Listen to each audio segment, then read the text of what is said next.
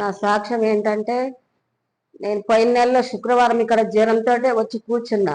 కానీ చలి వస్తుంది, జ్వరం వస్తుంది, తగ్గుతుంది, వస్తుంది. ఇక్కడ హాస్పిటల్ వెళ్తే టెస్టులు చేస్తామన్నారు, చేయట్లా.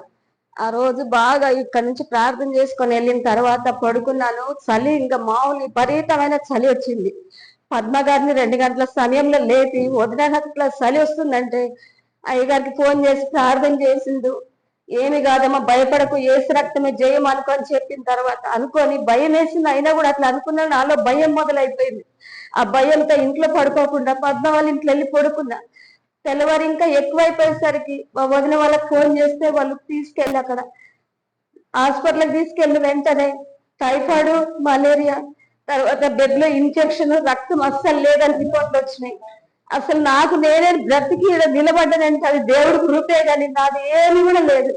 ఆ రిపోర్ట్లు రాగానే అయ్యగారికి ఏడ్చుకుంటూ ఫోన్ చేశాను. అయ్యగారు ఇది పరిస్థితి, నేను ఏమైపోతాను, నాకు భయం వేస్తుంది అన్నప్పుడు, నువ్వు భయపడకమ్మా, దేవుడు సజీవుడు బ్రతికిస్తాడు, నువ్వు భయపడక, ఏసు రక్తం చేయమని ప్రార్థన చేస్తాను, ప్రార్థనలో పెడతా, మన సంఘ ప్రార్థన కూడా చేస్తారని చెప్పినప్పుడు అలాగే నేను చేసుకుంటే 1 వారం రోజుల లోపల మళ్ళా టెస్ట్ చేసినప్పుడు నార్మల్ గా రిపోర్ట్లు వచ్చాయి.